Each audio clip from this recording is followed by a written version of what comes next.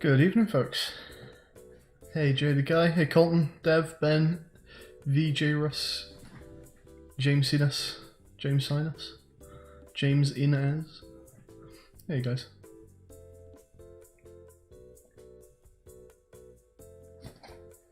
Hey, MCD. Hey, Axel. Alright, so we've got a few things to talk about today, folks. As some of you know, I'm sure. Hey, Verona. Hey, Jordan. I've been looking for a new challenge run to seek after for a long time, and I'm kind of particular about the ones that I run. Hey, Anna. Hey, Taylor. The last one that I did, Subnautica Breachless. That genuinely might be the most recent legitimate speedrun that I actually managed on the channel. Sorry, not speedrun, challenge run. There was one time that I attempted full stealth Splinter Cell Conviction, but there was one particular level that just really stopped me in my tracks. Without some major game exploit that I'm unaware of, that challenge seemed incompletable. Hey there, Eli. So it's been a long time since I've had a full challenge run to do. But I was looking at the speedrun times the other day for KTANE, and they seem achievable. Hey, Rubix. So I'm going to try and speedrun KTANE and try and get a competitive score. And there's a couple things that make me think this. So first off, let's just have a quick read of the top scores on speedrun.com for Keep Talking. The first place time is 32 minutes and 8 seconds, and we'll come back to this one because I have issues with this one, but 32 minutes and 8 seconds. Followed by 32:18, 36:51, 39:20. Now, in a speedrun of half an hour, gaps of 3 to 4 minutes are huge. And then after 39, it goes 44, 47, 48. So just in the top 5 places, it goes from 32 to 44, which is enormous. That is absolutely huge. So if a competitive achievable time by a good player is somewhere around the 30 mark, the actual margin of error to just get into the top few places is absolutely massive. For a competitive speedrun, you would definitely expect the margins between like the top times to be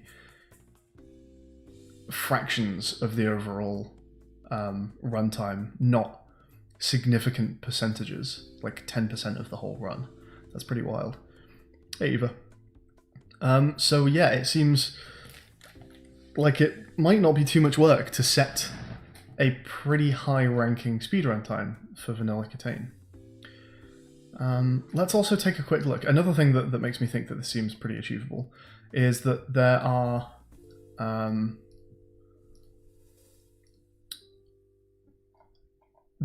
a couple different categories. And I submitted a speedrun a few years ago to extreme percent, which is just ignoring the exotic bombs at the end. And this time we submitted is 52. So not a million miles behind the times I was just reading out. They do include exotics, to be fair. But we said 52 almost on the dot. And it was a bad run. We were barely speedrunning. We were just playing quite fast. There was no real speedrun strategy going on.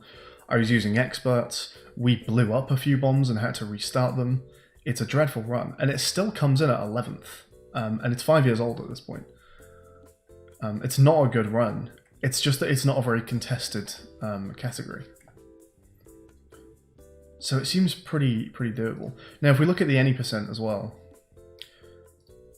so there's actually two categories. There's an any percent, which is just finish the game all the way to exotics. And if you look at the rules specifically, it says detonations after the bomb has been solved are not allowed.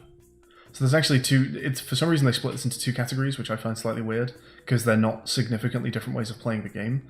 But there's any percent, and then there's essentially any percent, but detonation is allowed. So you can get past a bomb faster if after a solve you then detonate it, you lose the bomb. What's strange to me is that the first place time in any percent detonation disallowed from the video is someone detonating the bomb after every solve. So the first clearly this is not a very well moderated category, because the first place time, as far as I can tell for this category, is void. I haven't looked at the video for 3218, so perhaps we'll open that up now quickly and see if this person is detonating after every solve. Let's have a quick look.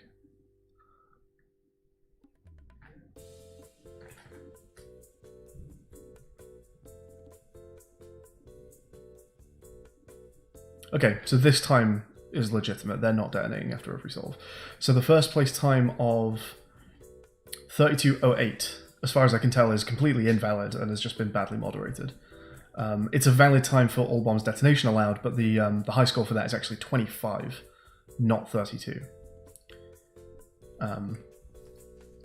So if I was going to go for the non-detonation category, and I could go for either or both, but for the non-detonation category, I think the actual real first time is 3218. And 3218 does just feel achievable. Considering I submitted a 50, what was it, a 52 on not a good, like, I know that was a very bad run, and it used experts and was not a solo EFM situation. Yeah, it's not, it's not a terrible time to have to go for. So that's the first thing that I need to talk about today, I guess, is that's the idea, and it feels pretty achievable. It does require learning the vanilla manual, but that's not too bad, because I know most of it. Although the ones that I don't know, to be fair, are the hardest ones. So I would need to learn who's on first, maze, simple wires, Morse, or at least the transmit frequencies for Morse. Is that it? That might be it.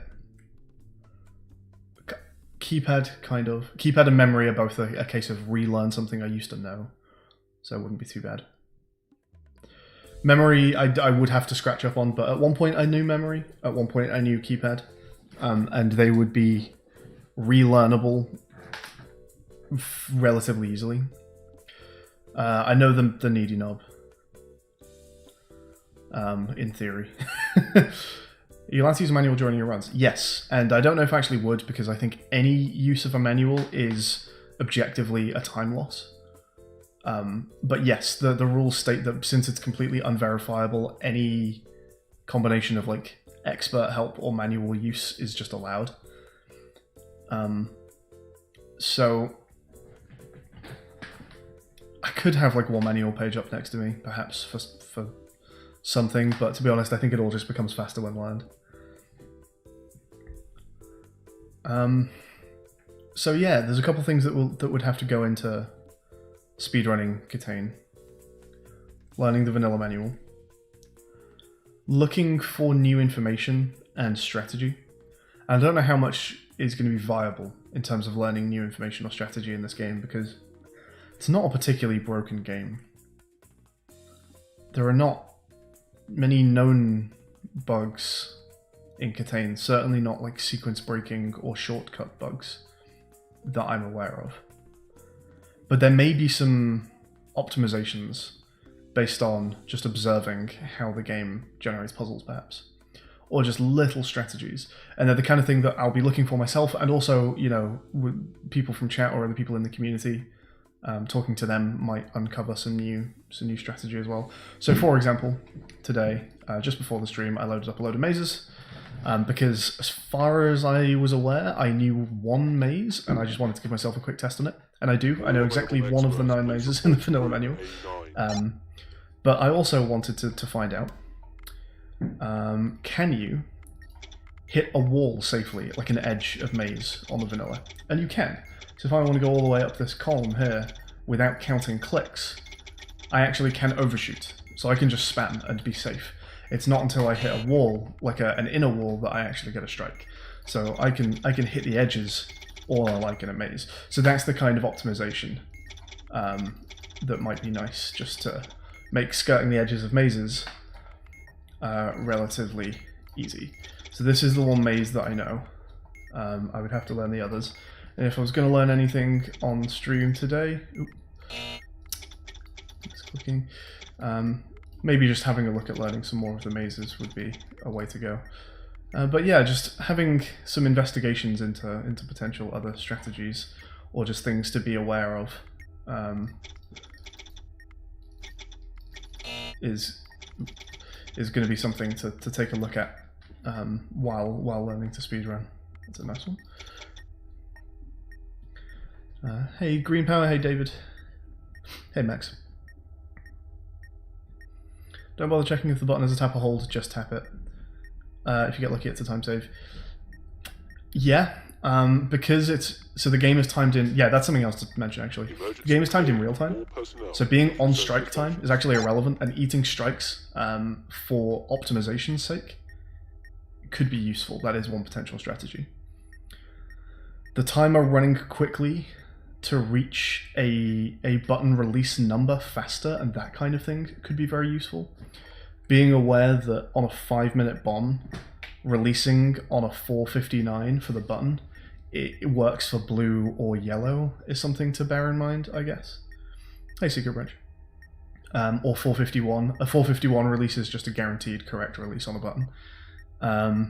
So striking early on a strikeable bomb, and then just doing a button release at 4:51. So like an instant button tap that may or may not solve it, and if it doesn't solve it, going and doing the release on 4:51 as just like a consistent button strategy. That's the kind of thing that could be useful.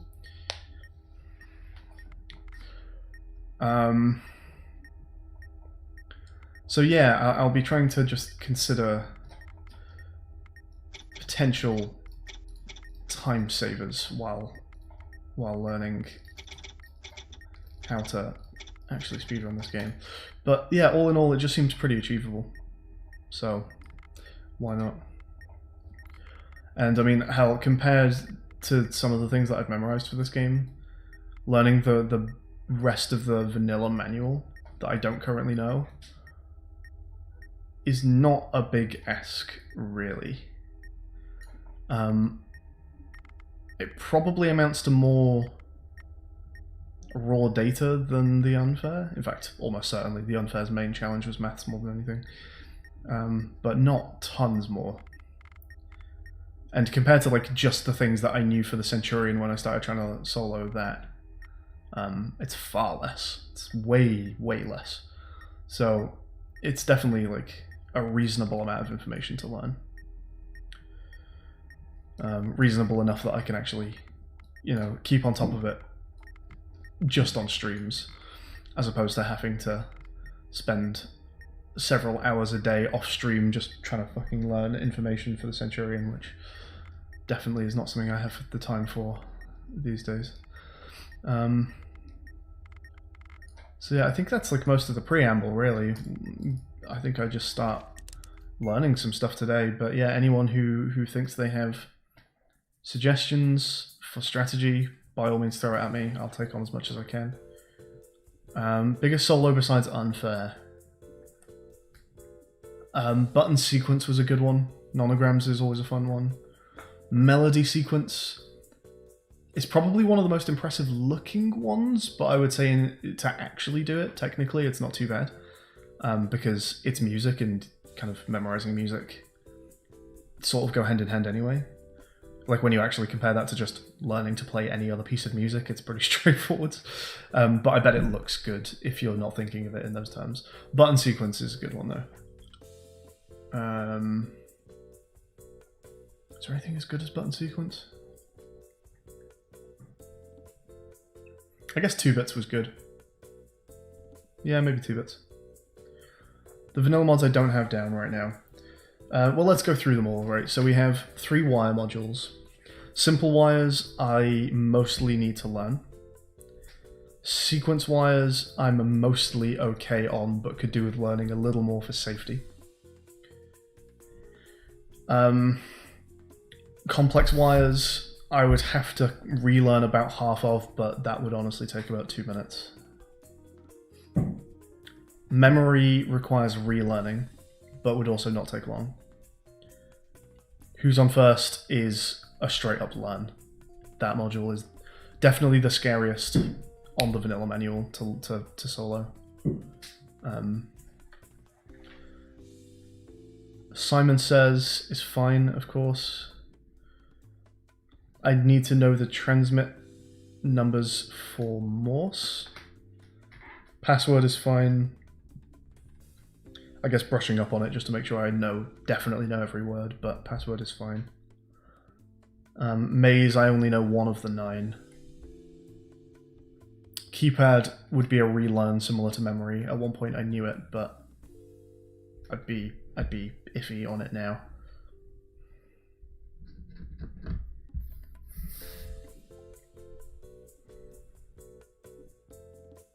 Colton's mentioning memorizing button positions on who's on first and short or list of words. If I was going to use the manual at all, then sure. The plan though is to not use the manual, so it'll be a case of learning not just some shortcuts, but everything. I've seen Lieutenant Hummus's Morse story before. It didn't stick with me. I don't know. It wasn't. It didn't help me retain the information, and I think partially that is because one thing that really helps me memorize and learn information is the process of coming up with the mnemonic in the first place. So using someone else's is always way less effective for me than using my own. It's a good strategy. I know other people that use it, and it's a good idea. But yeah, if I was gonna learn a story from Morse, I think I'd need to make it myself. To be honest though, it strikes me as a module that may not need any kind of quote-unquote strategy for. A brute force learn feels acceptable for that one, because there's not many of them. I know 1 or 2 of them, and associating a word with a number, relatively speaking, is a decently strong association. Associating just like letters and numbers to things where the things you're memorizing have almost no inherent memorable quality to them is difficult. But a word has associated images and context and semantics. A word is much easier to memorize than just like a sequence of letters or something. So when I try and associate a number with a word, I'm not just associating it with the letters that make up that word. I'm associating a number with a feeling I get from the word, with the context surrounding the word, and all of that combined kind of solidifies those a little bit better than some other things. So yeah, I don't think I would necessarily need a story for something like knowing the submit numbers for Morse. I think that's the kind of thing where I could just look at it and learn it fairly straightforwards. I don't think I said hi to you, Mystery Biscuits. Hey, Mystery Biscuits. Didn't I brute force learn cheap checkout? Yeah, near enough. And yeah, similar kind of situation. It just doesn't feel like the kind of thing that needs, for me personally, a mnemonic. A word can almost like, if I can inherently understand all of the context surrounding a word, slotting a number into that context and that just being another part of that kind of like semantic field of the word is kind of fine. So yeah, Morse wouldn't take long.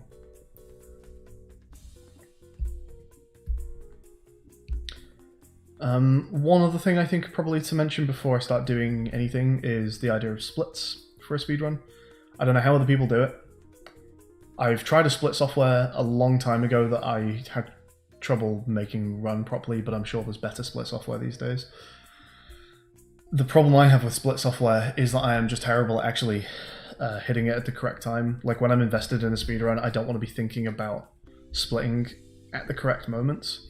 I don't know how other people use split software well, whether they have it hooked up to the game in some way where the game automatically does the split at the right time. I don't know how that works. So if anyone has any experience with split software, and if there's any way to automate it based on things in the game, then let me know, because automated would be way better than GitHub Auto Splitter. Okay. Do you know if there's one that like exists specifically for games, or to splitters are a thing? Yes, but after a while, muscle memory.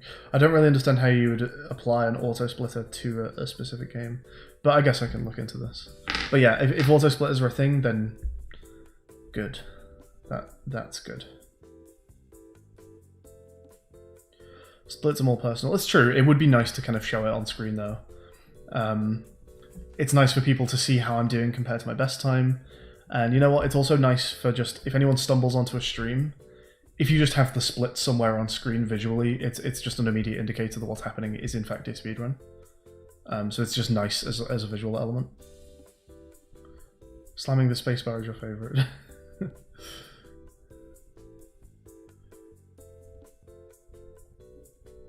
No, I usually have so many things running through my head during any kind of like quick challenge that I'm not thinking about hitting splits.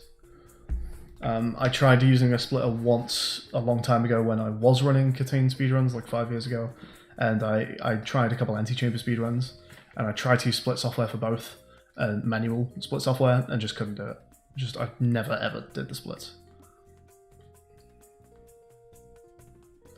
Split when you enter each bomb on the menu, it sounds not too hard to remember. The thing is, subconsciously at that point, I'm going to be trying to line up me starting the bomb in the menu with hitting the split, and I don't want to be even subconsciously slowing down me clicking anything on the menu so that I can time it up with something else.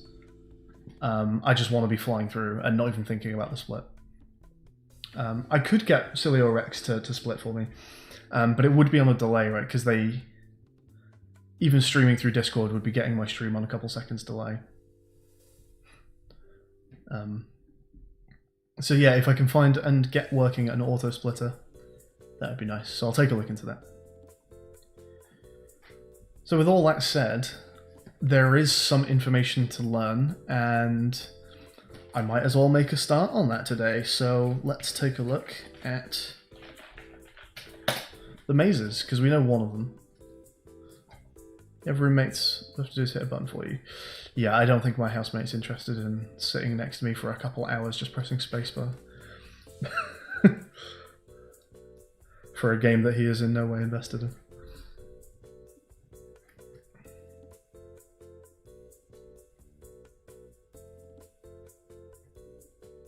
Actually, what? Fly Rex or Silly out here to press my spacebar for me. Yeah, I'll do that.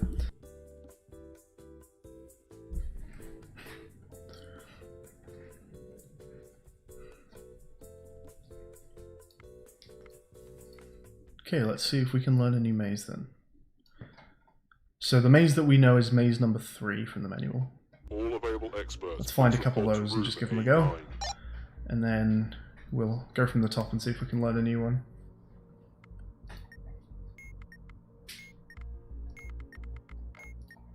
Okay, so we have this one.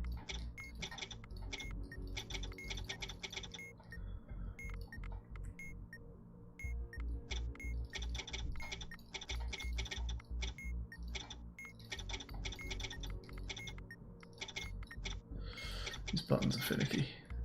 Also need to remember that there isn't a camera zoom in the main game, so I'll be getting used to a very specific size of maze module, and getting faster at clicking the buttons on that specific size. Hey, look. Often does the log file write? File monitor shouldn't be too difficult if it writes at the end of each bomb. That's true. I don't know how often the log file writes, actually. Because you can look at, you know what, it'll be constant, because, well, obviously not constant, but you can look at a profile mid bomb, meaning it doesn't just write at the end of the bomb. So it wouldn't be a case of being able to just look at when a file is getting written to, but you might be able to look into the log file to see when the bomb is completed, and split based off that. Yeah.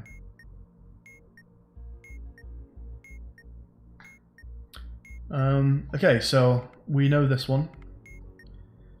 I'm going to take a look for another maze in the manual that I think looks easy to learn, if such a thing exists. And give that a go. This kind of spatial memorization is not the kind of thing I find easy. Emergency This does not all personnel nicely return to stay in my stations. brain. Maybe we'll just go top left. What category am I going for? So I think I might as well go for just any % no detonations, because a good no detonation time also works as a detonation category time as well.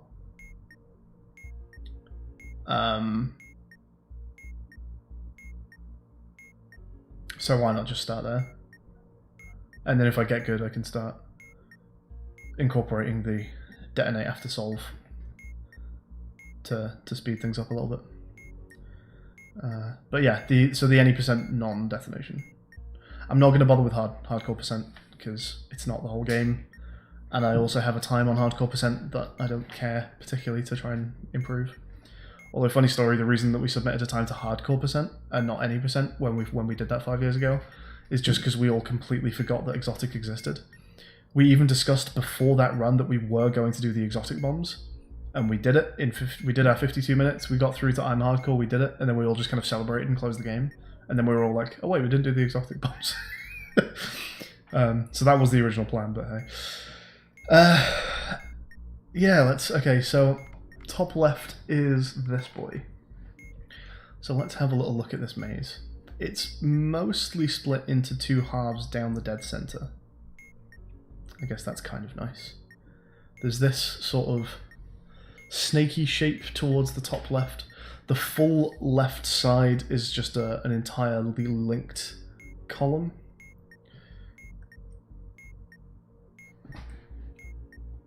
This is actually quite a nice version of this maze, because all you have to do is that. It's kind of a nice maze, actually, I think, because there's a couple of just snaky shapes. So you have, let's find one and see if I could explore it decently well without solving it. Yeah, okay. So you have this just kind of snaking around in this sort of 3 shape. And then when you get to here, you have a very similar thing, but extended, so it's kind of like stretched horizontally by 1. So instead of snaking in a 2 thin rectangle, you're now snaking around in a 3 rectangle. The rest of this side is this.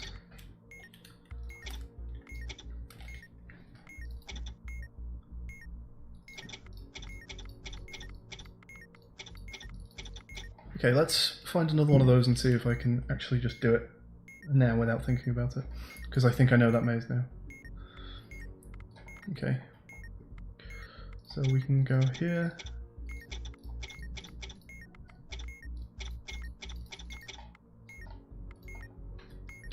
It's not as nice as it looks, so it's that.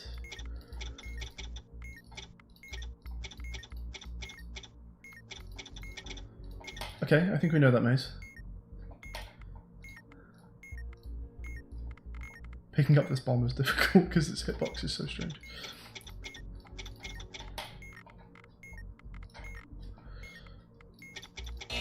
Damn it.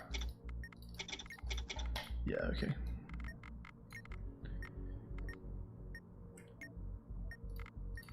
The bottom isn't natural, the bottom I see by almost eliminating the space that the right hand side occupies. So the dead end, the weird dead end bit got me there. Are there any more of these mazes? Yeah. That's the wrong way.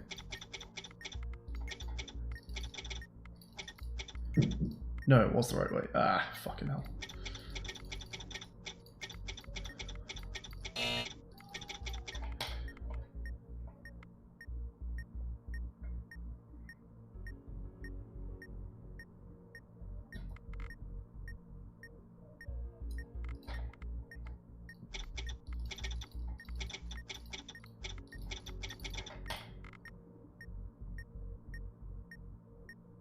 There we go.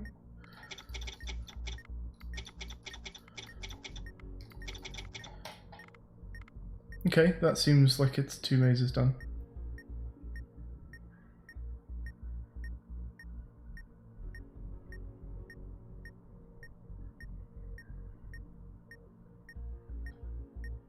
Okay, let's have a look at this top middle one then. What's nice about this one is that there's a kind of a staircase shape that runs the left half of the maze to the right half of the maze. And the locations of the circles like almost suggest it. Like this goes from lower left to upper right. And the staircase starts at this circle and ends just above this one. So that's all kind of nice. And then to get anywhere underneath the circle, you have to loop around and there's just another staircase that follows underneath it.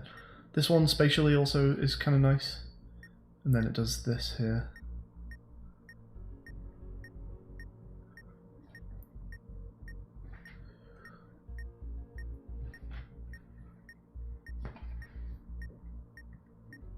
Goes up.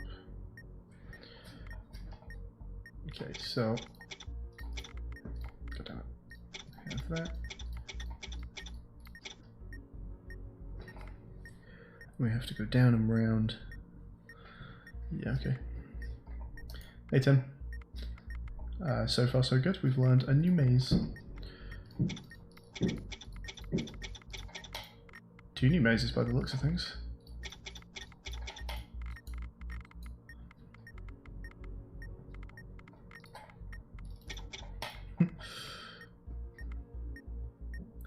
These top mazes on this top line of the manual have really free side columns. There are some limitations to getting to the top left and right corners, but besides that, you can move pretty freely through those columns. I don't know if that association is going to help in my head at all, but it's an observation.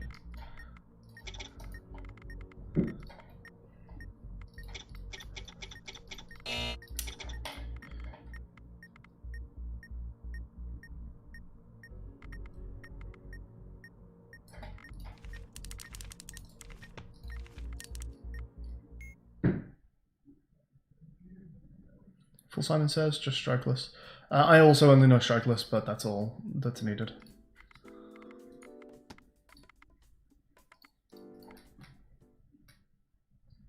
Unless some crazy strategy that someone comes up with dictates otherwise, in which case we'll learn it. Because they're not bad to learn, they're just kind of unnecessary.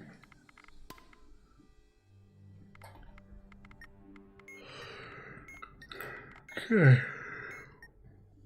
So this goes like that. Oh, it's a double step up. Yeah, okay, so it's this and then double steps up. So this here is the end of this corridor, and then it goes round, and then this goes down and like that. Yeah, okay. It's a slightly nasty one.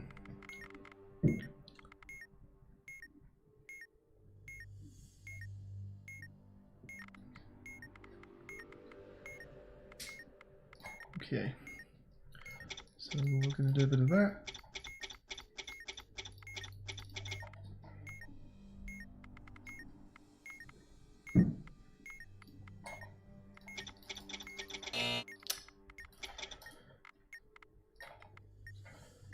So this is the halves one.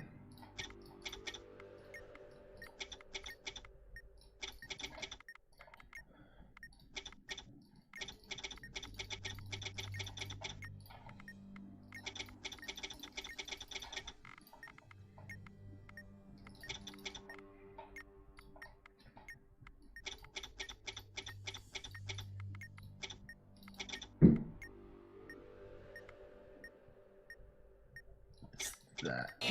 No? Emergency cleared. All personnel, please return to your So there's a double step left from here? and then a double step down from there. Is that right? Yeah, okay. Okay, so there's less of a staircase than I thought there was there. It's more like a corner missing from the side of a square or something. Okay.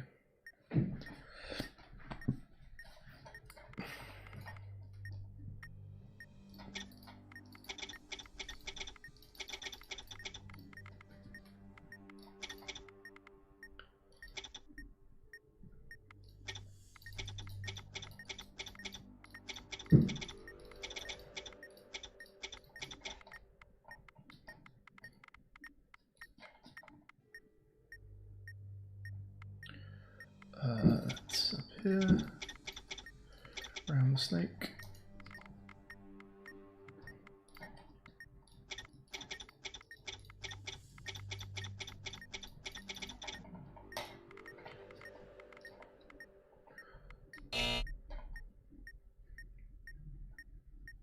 That's right.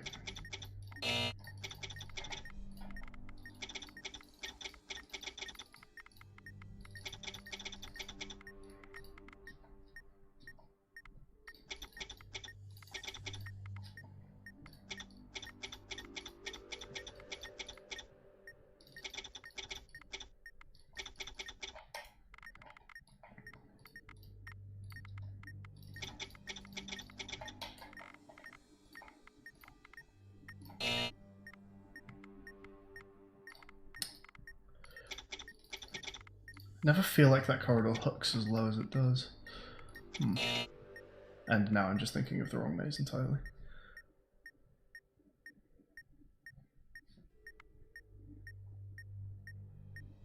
What does this one look like down here? That's right. There we go.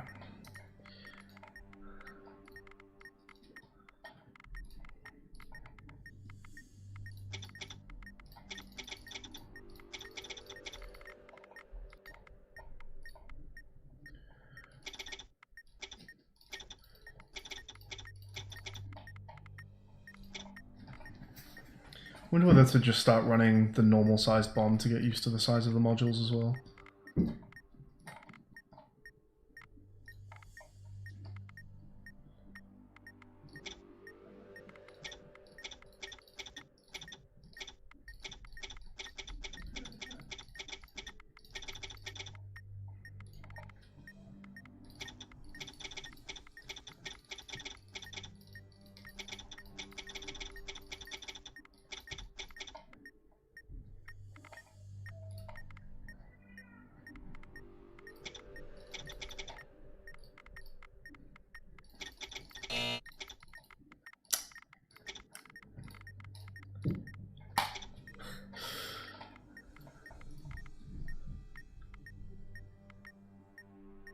So that's that. Okay, that feels good.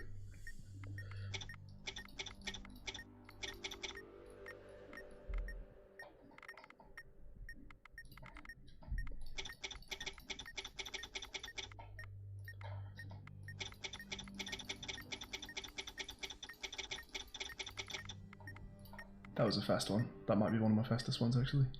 That was good input.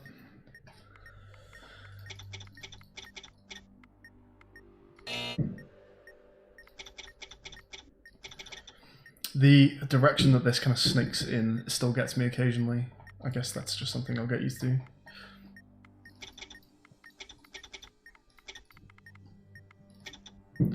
I'm thinking of the wrong maze.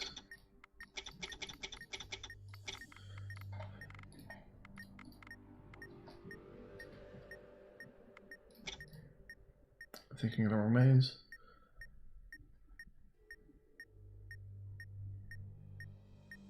No, I'm not.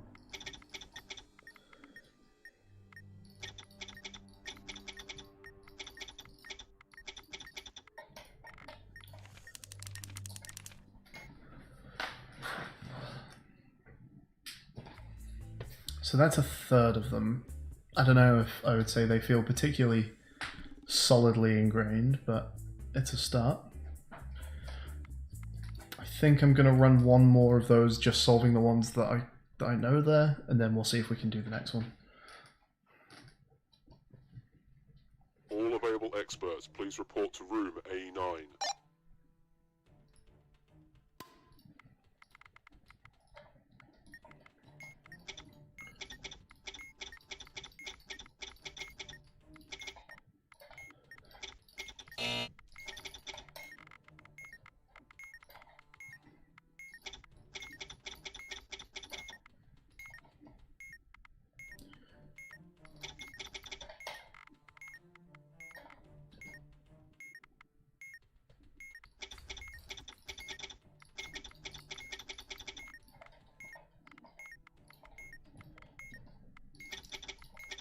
Solving maze is weird, because a lot of the time I'm not actually picturing the maze, which is really hard to explain. This is not the kind of memorization that I usually do, and it's an odd thing to do.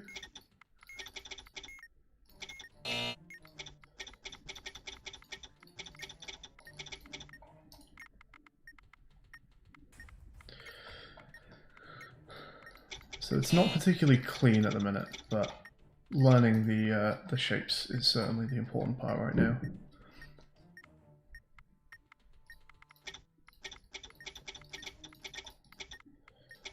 Because a lot of the accuracy, the precision, I should say, of input is going to come with just getting used to how big the modules are in a standard bomb anyway, so I'm not too bothered about getting really precise right now.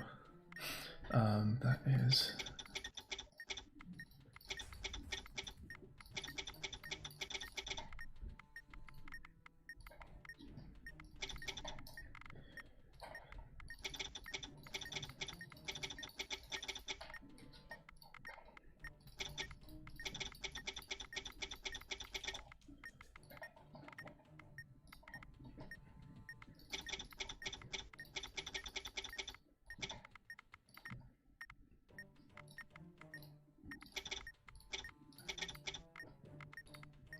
Actually, looking at the arrow buttons instead of the maze itself and trying to keep track of the maze in my peripheral feels like it might be a good idea.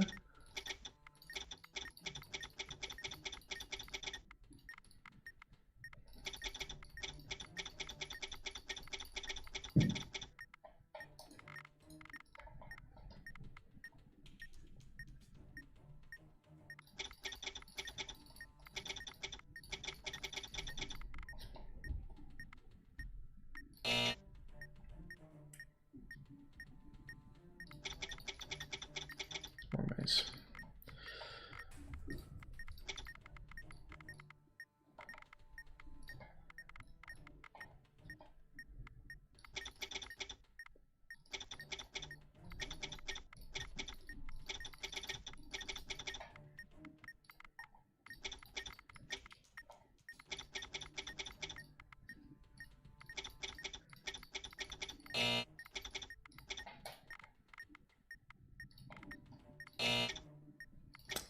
Okay, fair enough.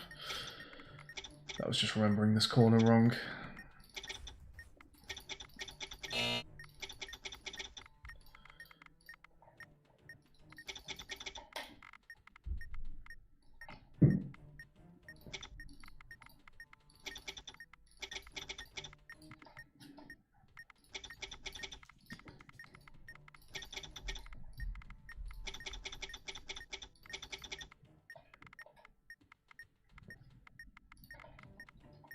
Maze was one that always felt really, really difficult to memorize, and this isn't the easiest, but this definitely feels way more achievable than last time I tried to learn a maze, which is very positive. Hey, Captain Crew. Let's catch a stream. Good luck. Thank you.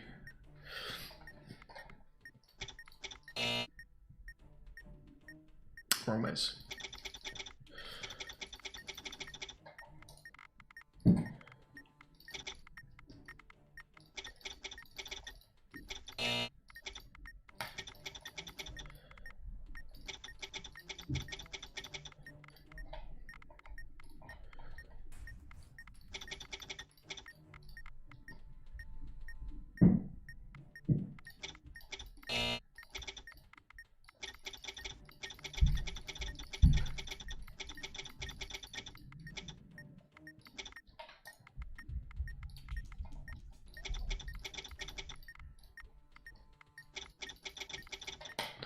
Okay, they feel good enough for now.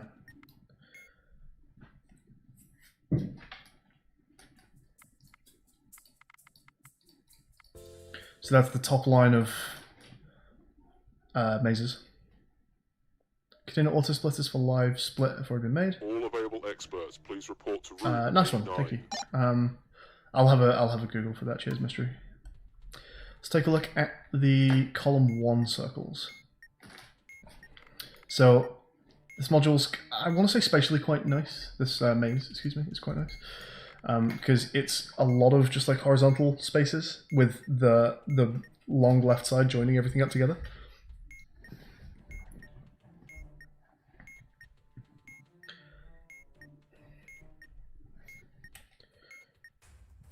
Try to auto splitter right now. All success.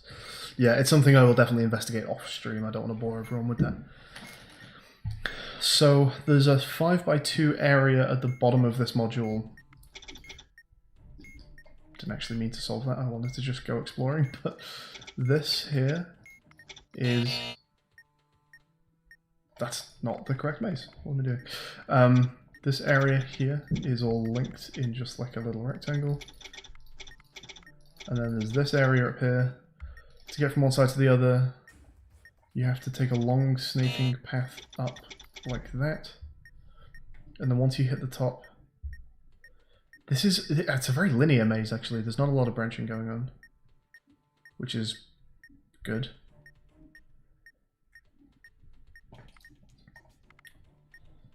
So there's this like pipe. Emergency cleared. All personnel. And then you please hit return to the stations. top row by just going right and then all the way left. And then there's the nice guy. Way down. Both edge columns are free again here.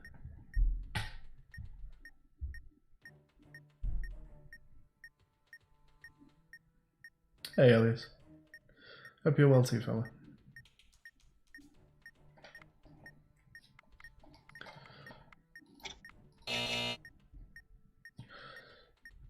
Okay, you enter from second row. Sure. Okay. Let's give this one a go then. So third, if that's second row, how do you actually get here? It's just like that, isn't it? And then it goes around, and then there's that, and this is covered by that. Yeah, okay. Okay, that's a nice one.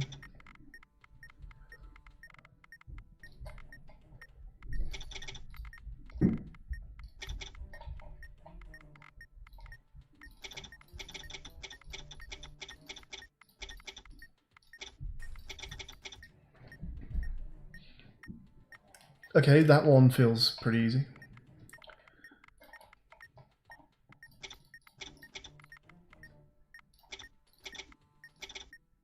Oh, that just goes up to the top.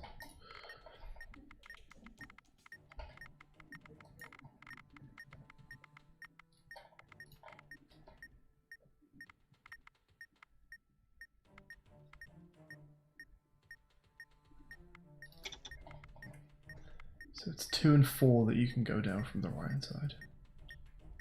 I keep wanting to think that 3 is the horizontal section you can get to from the right side, and it's not.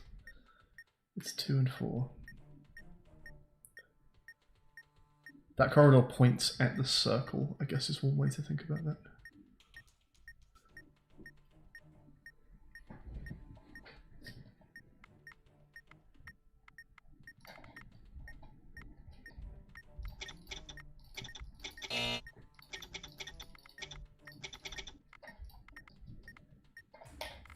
Trying to work out where the dot was in this one for a second.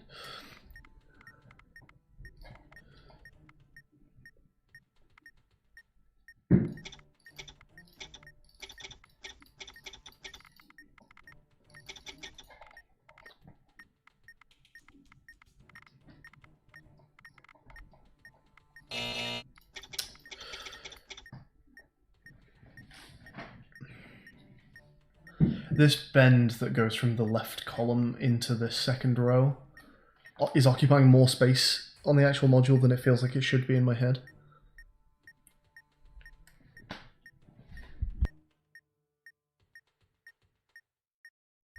There's actually like almost a 3x3 square of space that it's taking up, and it feels like it's less than that in my head, which is weird.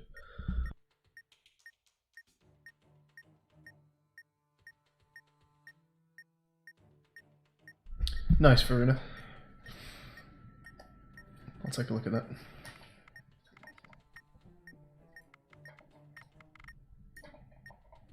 Okay, let's grab some more of this version of the maze. I think we're almost there with this one.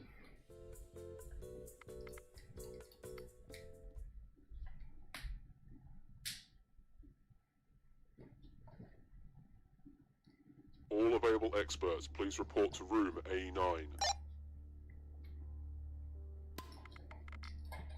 Should we just do all the ones that we think we have so far? Why not?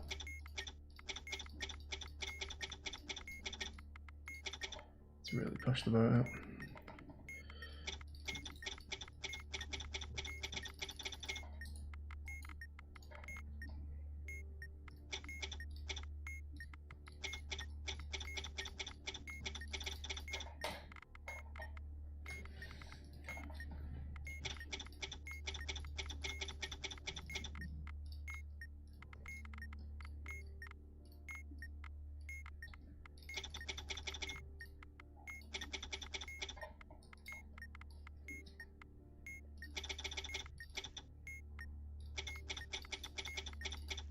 Ah, that's the wrong way. Fuck. It's the one square over there that is not actually accessible from the right hand side. Okay.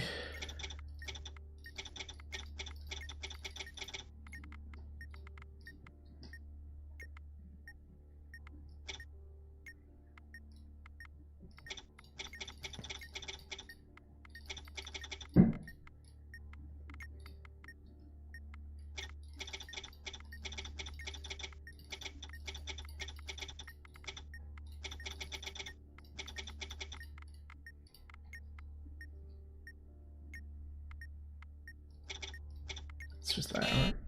Fuck. Emergency cleared. All personnel. Yeah, it's part of a 3x3 again. Still need to allow that little corner to occupy more space in my head than it does. What the fuck am I doing? How does the top of this look? It bends round, that's right.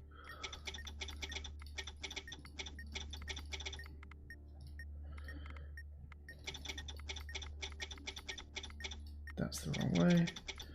Need to actually look at where I'm going before I start moving.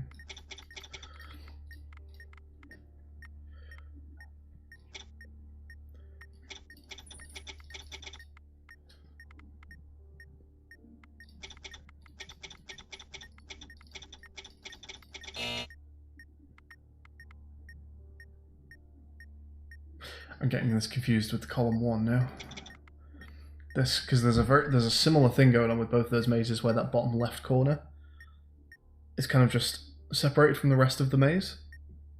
But this one is squiggly and the other one is very horizontal. Okay.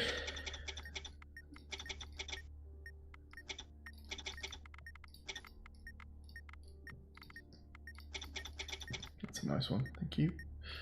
It's another nice one, thank you.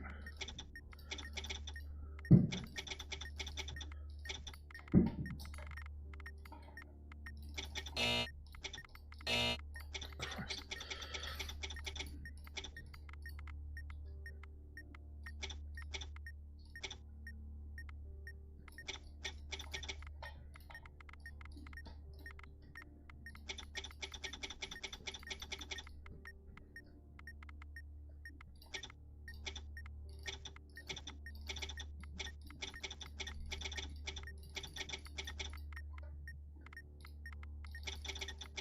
Ooh.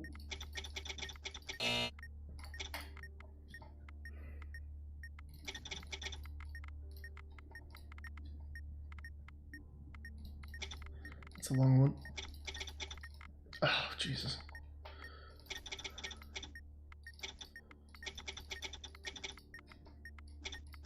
Really long one.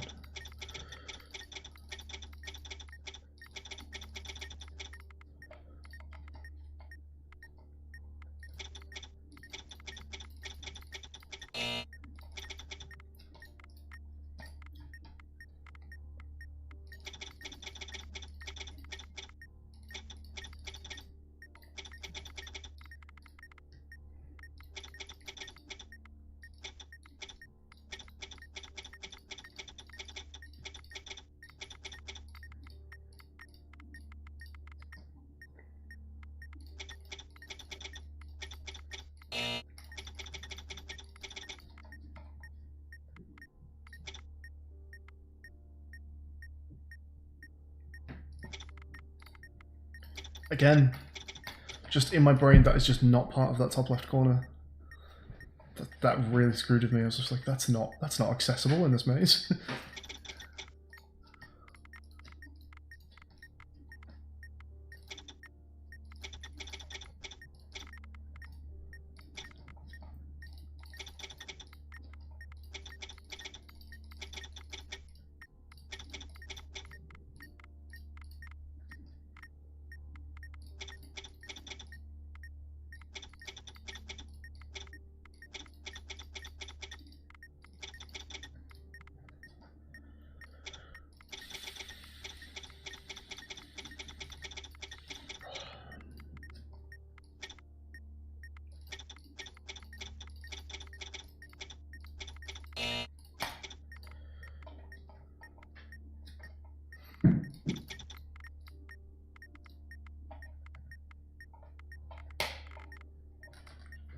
Okay, I think I do need more on the new maze, but I'm not going to do all 4.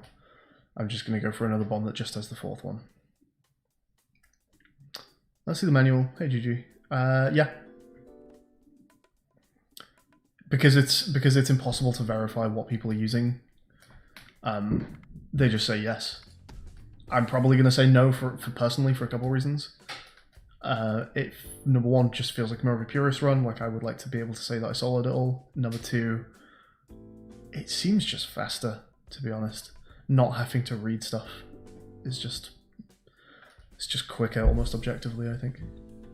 Assuming it's not, you know, like calculation based, which nothing from vanilla should be. Hey, again, Jay the guy.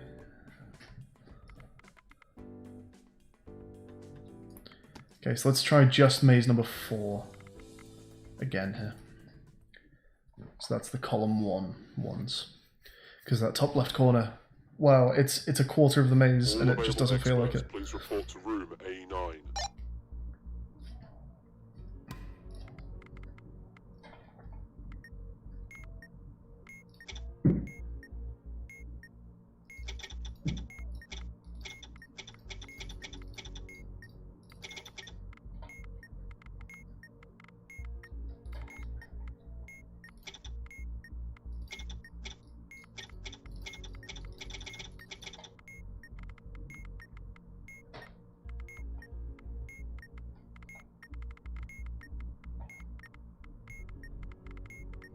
Huh. Where are they all?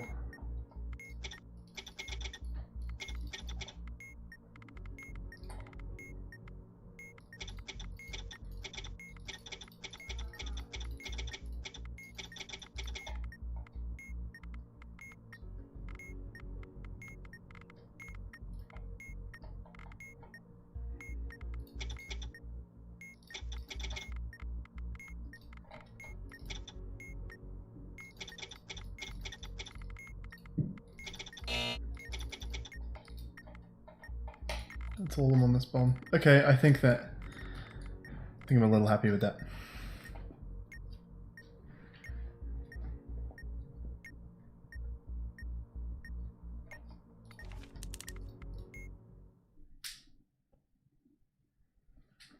Yeah, other people might just look while they're doing something else, just glance at a manual page, but in for a penny, right?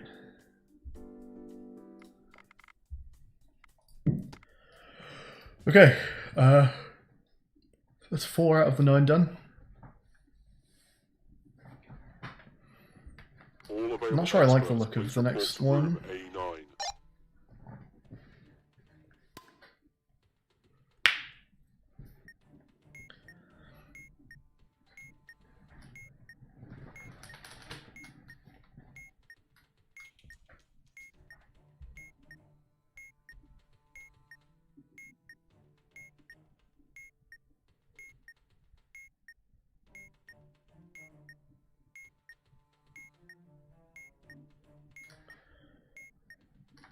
Okay, what's kind of interesting, I guess, is that this maze, the circle identifiers here,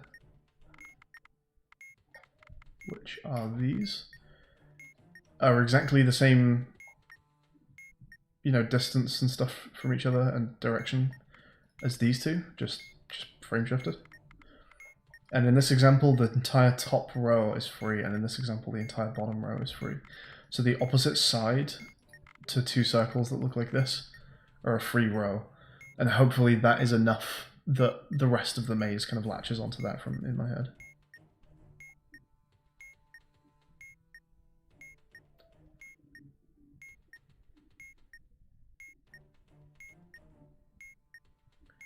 Avoid the top circle at all costs on this maze, because it's a dead end, yeah. Or, except for this example where I have to go annoyingly. This feels like a maze that is bound to make a lot of long paths.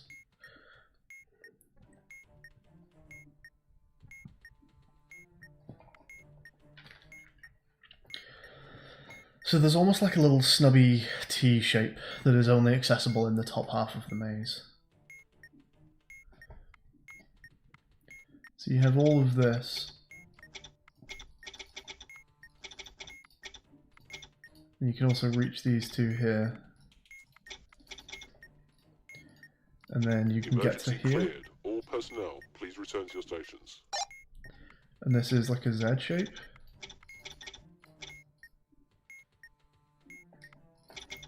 And then you can go to that circle for an out.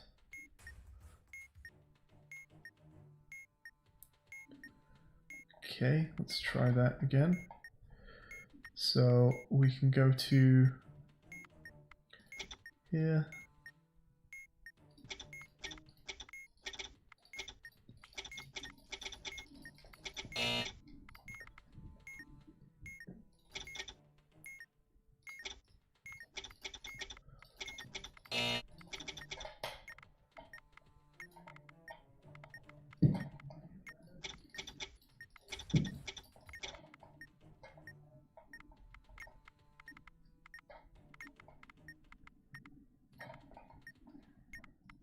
Wow, so many of these mazes are taking me to the annoying dead end. That's a nice one.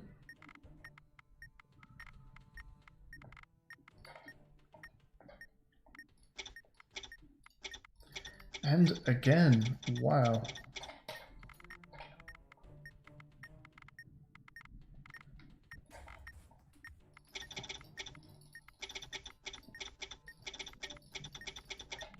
Okay, this one, it actually feels nicer than it looked like it was going to be.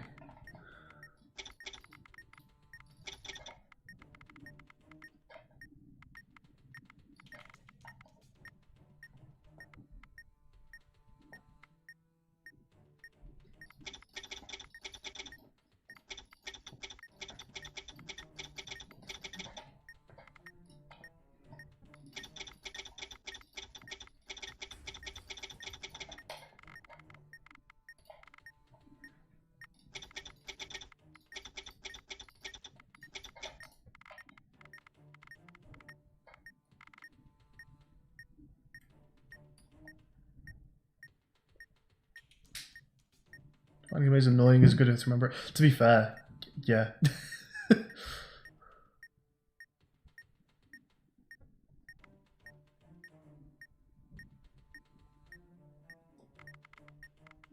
Yeah, just any association that keeps things together. Sure, I'll take it. Hating a module is fine. Hating a maze is fine if it means I remember the maze I hate. Okay, that one is a nice one, actually. It feels like there's a very defined way of getting from any given position to any other given position, which never feels quite that strong in another maze, except for the one that I know off by heart before today. I guess I know 5 off by heart now. The top right maze that I knew before coming in here.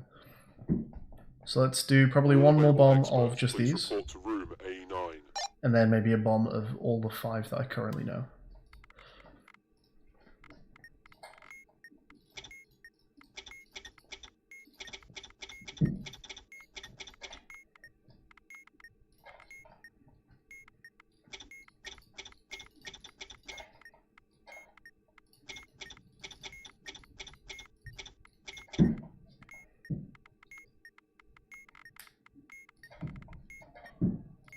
It's a nice one.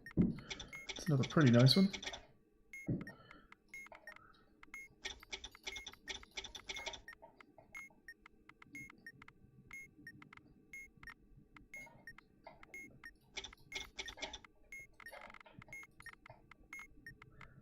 That was a series of a couple nice mazes, because that tested me on some little niche areas of the maze that you don't see very often.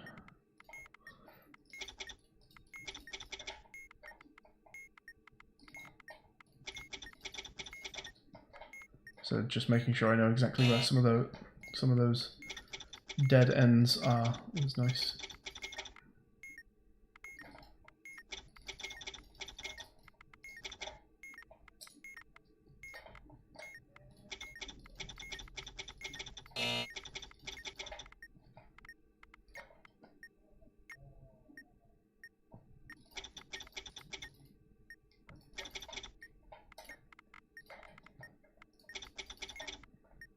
It's a nice one.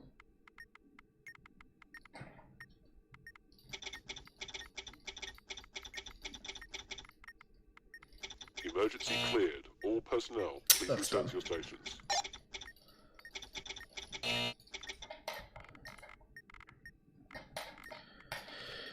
Okay, and I think I might take this one a little slower and try and be at least mostly strikeless.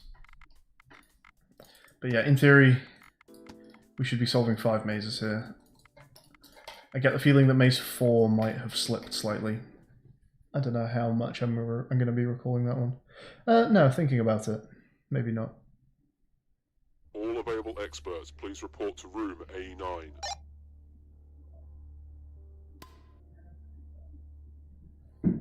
Okay. Alright, let's do it.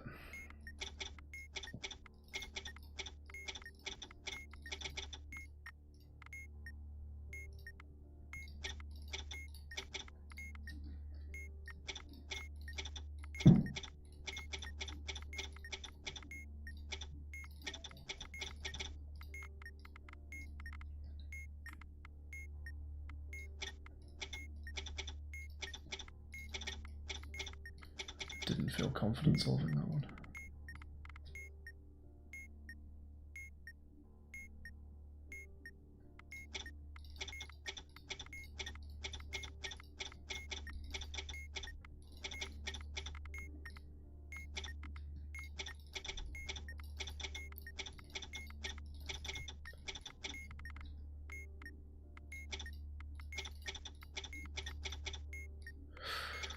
That's nasty.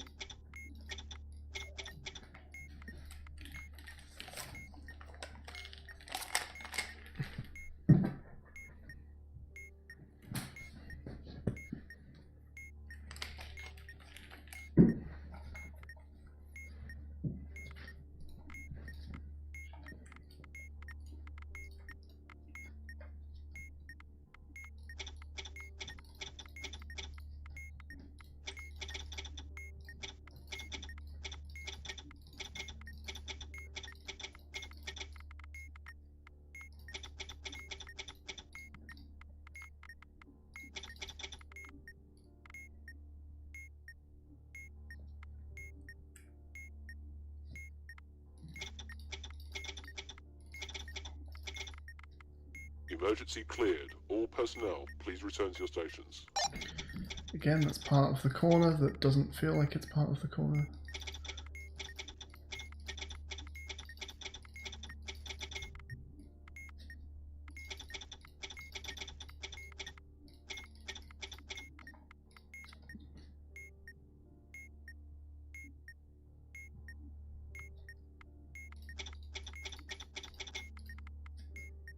This one never forms in my head particularly easily. I always have to stop for a second on that one. If it's not currently in the memory buffer.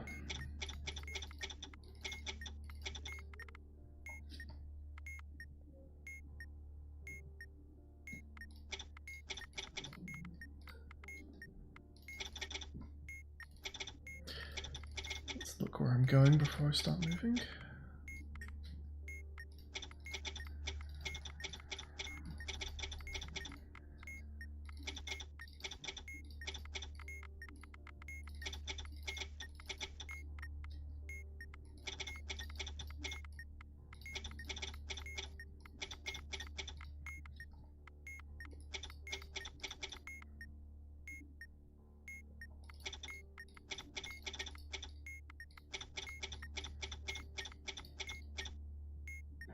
What does the bottom of this one look like? It's just straight down. Yeah, okay.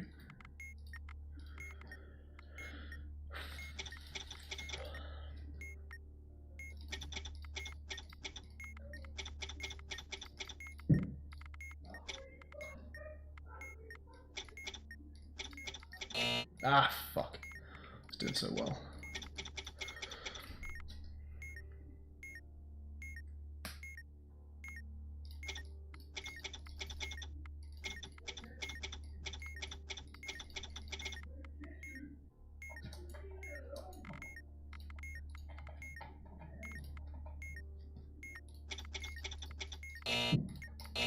Wow, I cannot click that left button.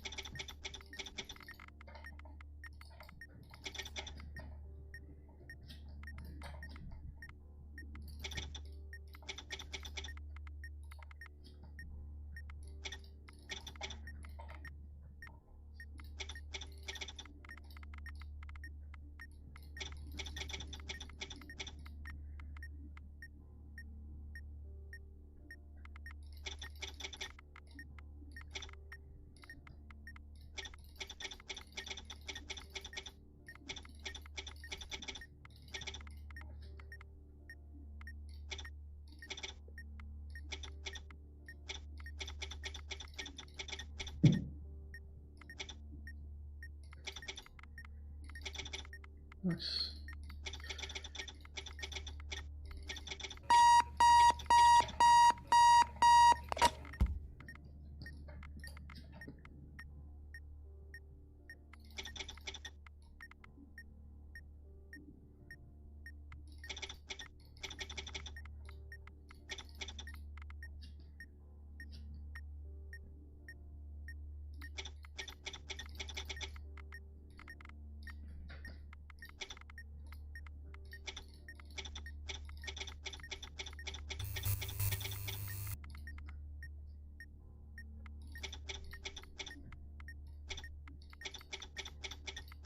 Look at that in the dark.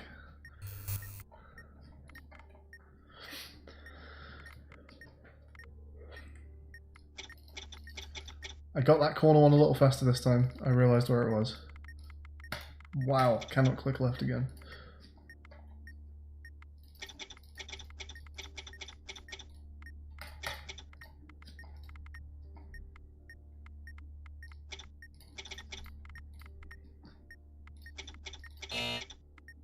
I did not feel like I clicked left too many times there. Weird.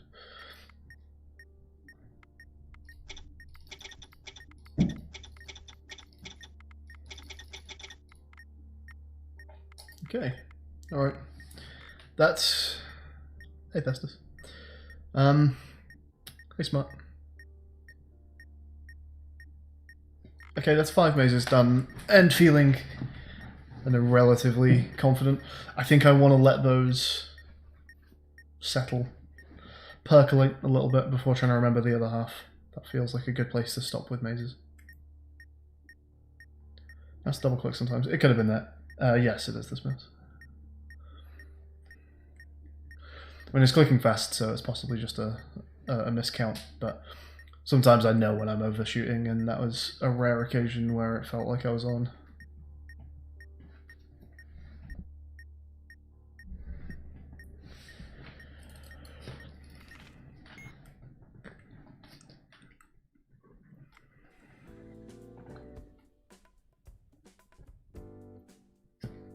Okay, let's have a think whether I'm doing much else tonight.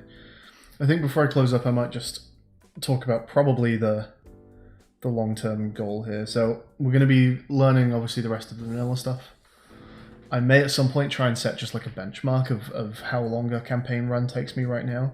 Probably just like using the Who's on First manual page. And we'll just see what a bad run kind of time looks like, and talk about, in theory, what sort of time we would therefore expect to be seeing from improved times. I didn't have a particular plan for mods to cover today. Mostly just wanted to talk about what the idea was for what I'm doing from now. So yeah, set some kind of benchmark. Probably fairly quickly try and hit some kind of sub-hour time. And then start learning stuff better and going from there. I think vanilla wires will be one to learn fairly quickly. I like that it's a different sort of memorization to most of the other stuff. So it's a nice little change from just, I don't know, it's rules as opposed to data, I suppose, is the way I would put that. It feels a little different. But yeah, I've already been at work all day today, so I'm not feeling like I want to spend 3 or 4 hours learning stuff today, so half of the maze manual, that works for me. That was better than I expected from the maze manual. I thought that would take me longer.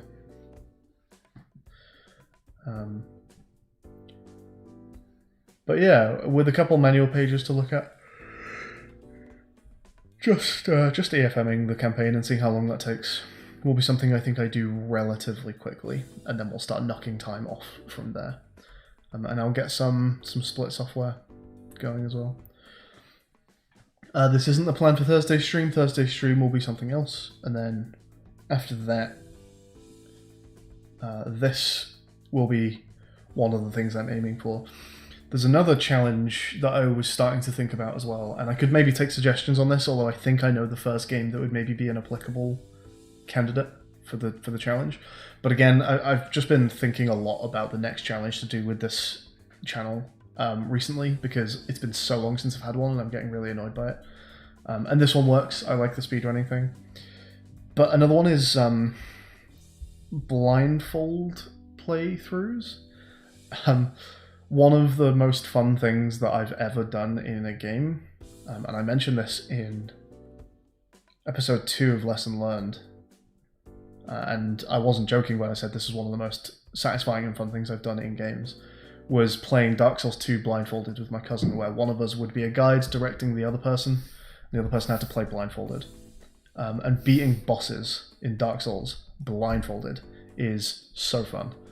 It's ridiculous. Now, I wanted to do this challenge remotely because I'm no longer in the same location as anyone who would want to run this, you know, in the same room, one person being the guide and one person blindfolded. So I was trying to remotely do Dark Souls blindfolded, but just the delay of stream makes it infeasible. There's just way too much delay back and forth on instructions, so it doesn't work. So if I was going to have to blindfold something, it would be something without a guide, so going off muscle memory, timing, memorization, sound cues, that kind of thing. And there are some blindfolded runs out there. Not many, but there are some. There is a website dedicated, I think just called I can't remember what it's called, it's like Blindfolded Games or something, that the idea, I don't know if it's up to date, but the idea is that it keeps track of all blindfolded runs of games, and there's probably like 50 or so on there. You know, it's not much in the grand scheme of things. So blindfold running a game that's not been blindfold run before could be fun. And my cousin and I have a game in mind, and I think we're going to start planning routes for that. So that's something else that may start happening on streams, is trying to learn routes for a blindfolded run of a game. Blindfold the Witness. The Witness was actually one of the ones I was considering, because the Witness has so many unique footstep sounds that you could potentially do it. The floor surfaces and the sound that you make on so many different given areas of the game could actually really help you set up exact positions for where you need to do stuff. The problem with the Witness would be your Y, like your up-down look angle, and knowing where you were looking at any given time. And I'm wondering whether, if you played with a controller, then you could guaranteed not look up and down if you don't touch the joystick. And that would help. And then I wonder if there's a way in the game to reset so that you're looking perfectly forwards. Because I don't think save quitting does, you know. I think when you look at something and you save quit and reload, I think you load in looking at that object from memory. So I'd have to investigate to see if there was a way of resetting the Y-axis. Because if not, then you would have to just get very good at doing like a manual reset where you look, you know, straight down at the floor and then just pure like timing raise camera to middle, to like a fairly precise, accurate middle point. Yeah, I've seen the blindfolded runs of Mario 64, and they are just wild. There's lots of instances of like setups in that kind of game. So it's not. I've seen a run where someone claimed they were playing one of the Mario games blindfolded, and just saying that it was like all muscle memory because they were so used to playing the game. But in reality, that's just not how it works without the visual information. You can't just play a game for years and then suddenly do it without looking. So the people who are actually doing it are using like setups and stuff to try and keep things really consistent. But a lot of it is still down to just like crazy muscle memory and timing. So what I enjoy about that kind of run is there's a lot of like really meticulous planning to get the run working. And I'm going to look at doing that and see if we can maybe do a blindfolded game. So yeah, I mean, wanting to do a blindfolded game, obviously the first question I asked myself, Drake, was, could you blindfold KTANE? And I'm pretty sure you can't. Because it is just so random, and I don't think there are cues to allow you to know almost anything. There are some examples where you genuinely could potentially blindfold some things. So for example, you could blindfolded run a Simon Says based on the sounds. Because you get on a 3-strike bomb, it doesn't make any noise until you make one guess, but as soon as you make a guess, let's just assume it's a strike. After that point, the module is active. And now you can hear the beep that it plays, and the beep is specific to the color. So if you know the 4 tones that those buttons play, then you can listen, and then you can attempt a 1-strike on a vowel rule. If that's wrong, then you know you have 2 strikes and no vowel, and if it's correct, you know you have 1 strike and a vowel, and then you can solve from that, just based on sound. But I think literally everything else in the game would be completely guesswork, because there's just no cues for any of it. So yeah, KTANE blindfolded, I think very quickly came to the realization that there's no way of doing that, as fun as it would be to be able to do that. Unless we found some crazy game exploits where you could like do some RNG manipulation or fucking code injection or something where you know exactly what the run's going to be. So yeah, blindfolded KTANE. No, unfortunately not. But we have ideas. We have ideas for things that might get blindfolded run. So things to look out for in the future. KTANE speedrun preparation. I'd like to do that. Potentially preparation for a blindfolded run of a game. Super hot possible blindfolded. Again, I don't think there's actually enough. So picking a blindfold game is very particular. If you were going to blindfold run super hot, you would have to just learn pure timings and muscle memory to the point of, I think, unreasonability. Because in super hot, I don't think there are audio cues for specific events happening, really. You can hear spatially the sounds of shots being fired, and maybe if you had crazy good audio spatial awareness, maybe you could go, especially in VR actually, that'd be fun. Or not in VR, I suppose. Playing super hot VR without wearing the VR goggles. Where it's like full spatial 3D sound where you can actually move your head around and hear where things are. and kill people just based on where they fired at you from. I don't think there are any audio cues for someone trying to melee you, though. Yeah, I don't think there would be enough audio to go on to play Super Hot Blindfolded. There may be too much RNG as well. I'm not sure about that, though. Could you determine module by highlight noise? No, I don't believe so. Oh, okay, sorry. You could by listening to like where the mouse areas were clicking on the module, yes. The module select sound is not different per module, but yeah, you could work out that you were on wires by flicking your mouse up and down and hearing like 5 clicks or whatever. Yeah, that's true.